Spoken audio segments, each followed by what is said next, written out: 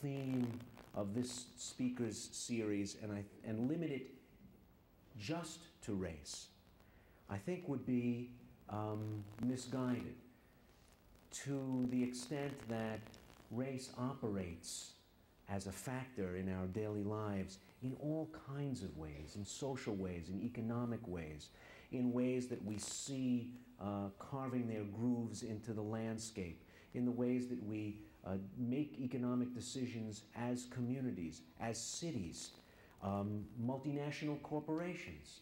For instance, the Japanese auto plants that came to the Midwest and the Near South during the 1980s, there was a lot of talk that they purposely avoided large metropolitan areas because they wanted to stay away from America's minority groups and its organized trade unions. So they ended up in places like Spring Hill, Kentucky, and West Lafayette, Indiana, and places far away from large minority populations. These are the less talked about ways that race operates, not only in our daily lives as Americans, but even in the impression that other parts of the world have about us. I will talk also a great deal about the city, because I think the city is the stage on which the modern racial drama has been played out. In the 19th century, it was really the farm where America's racial neurosis sort of had its performance space. But in the 20th century, it was the industrial city.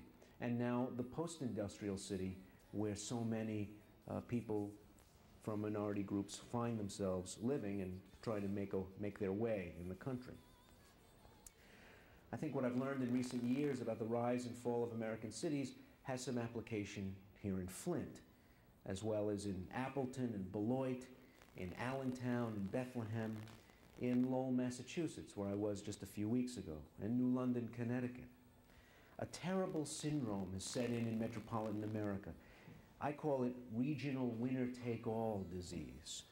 A place may find that it has done everything right to attract new investment, new industry, new residents, only to find that trends, fashions, have anointed another place.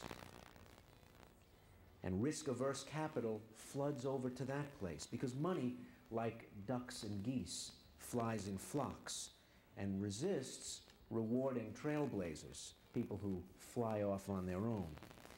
It may be that municipal leaders have done their work well, setting the table for capital inflows into the urban heart of a metropolitan area like this one, only to find money going where other money has already gone, making it appear that the fundamentals of investment climate were really glossed over in the interest of something called a safe investment.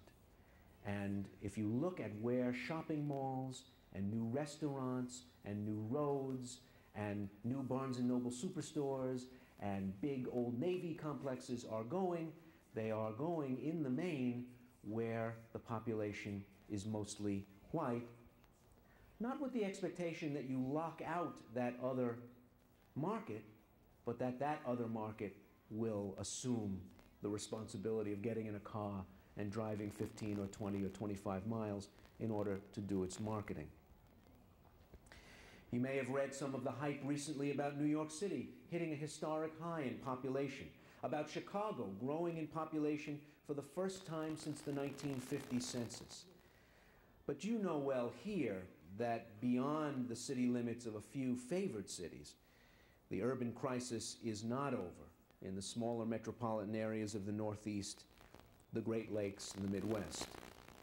The metropolitan area that includes Flint, Detroit, Ann Arbor, Dearborn, Pontiac, and Fort Huron gained 300,000 people in population since 1990.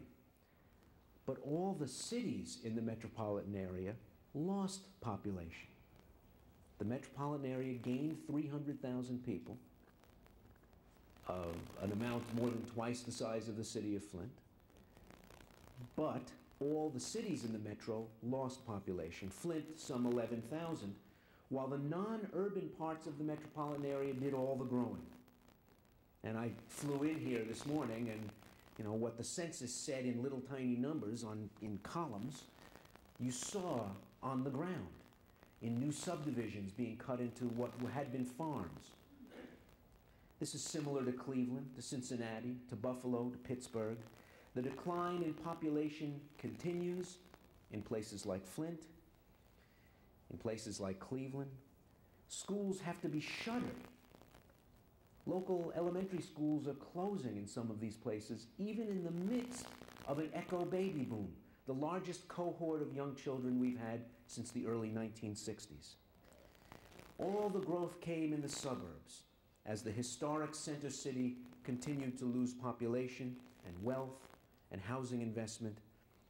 That turns into less available cash for struggling school systems in those places where school budgets are based on real estate taxes. It means public and subsidized forms of housing cluster in a few census tracts or a few city council districts because other parts of the metropolitan area have the kind of clout needed to keep all but a few kinds of housing out.